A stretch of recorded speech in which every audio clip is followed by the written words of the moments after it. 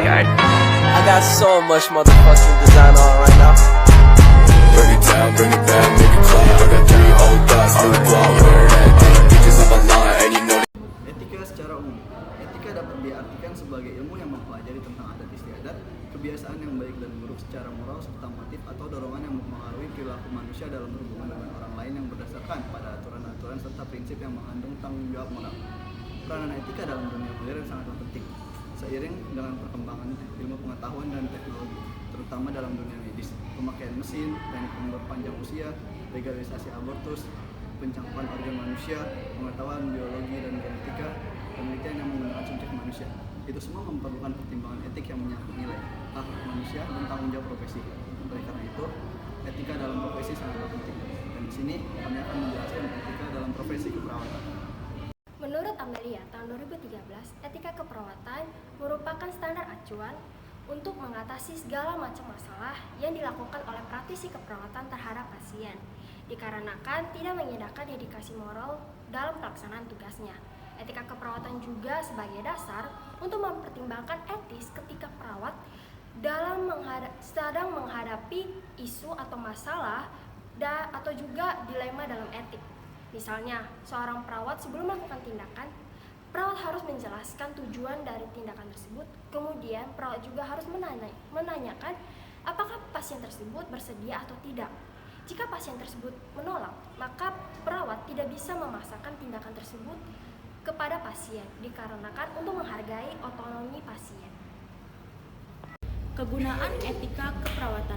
Coba bayangkan apabila seorang perawat memaksakan kehendaknya untuk melakukan tindakan keperawatan terhadap seorang pasien tanpa menjelaskan tujuan dari tindakan yang akan dilakukannya, tidak meminta persetujuan terlebih dahulu kepada pasien tersebut, apalagi jika pasien tersebut berasal dari desa yang kurang pengetahuan, sulit berargumentasi dengan perawat, dan tidak mampu menolak tindakan.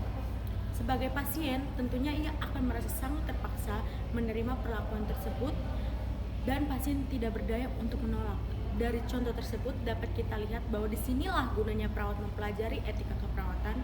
Perawat harus memahami bahwa pasien memiliki kebebasan untuk memilih, menerima, ataupun menolak tindakan keperawatan yang akan dilakukan padanya. Salah satu kegunaan mempelajari serta menerapkan etika keperawatan bagi calon-calon perawat yaitu memberikan pelayanan kepada umat manusia merupakan fungsi utama perawat dan dasar adanya profesi keperawatan.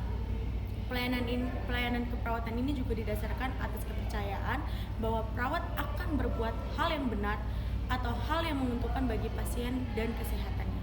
Oleh karena itu, bila mana menghadapi masalah etis dalam membuat keputusan, perawat perlu mengetahui, menggunakan, serta mempertimbangkan prinsip dan aturan etis tersebut. Tujuan dari etika keperawatan adalah agar seluruh perawat di Indonesia dapat menghargai dan juga menghormati martabat seorang pasien dalam menjalankan tugas ataupun fungsinya dalam dunia keperawatan. Bagian ini kita akan membahas tentang hak dan juga kewajiban dalam etika keperawatan.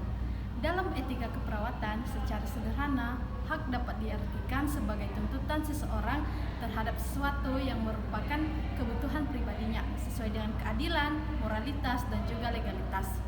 Hak tersebut telah melekat secara mutlak dalam dunia keperawatan dan harus diakui dan dilindungi oleh perundang-undangan.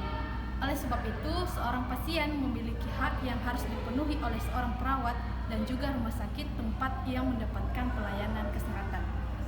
Bagian kedua adalah kewajiban dalam etika keperawatan. Dalam etika keperawatan, kewajiban dapat diartikan sebagai tanggung jawab seorang pasien ataupun seorang perawat untuk melakukan sesuatu yang memang harus dilaksanakan untuk dapat dipertanggungjawabkan sesuai dengan hak-haknya. Jadi, kewajiban ini dapat diartikan sebagai pintu munculnya suatu hak. Jadi, jika seseorang tidak melakukan kewajibannya, maka dia tidak akan mendapatkan haknya. Jadi, seorang pasien dan juga seorang perawat harus melakukan kewajibannya untuk mendapatkan bagian dari haknya. Pola hubungan kerja perawat.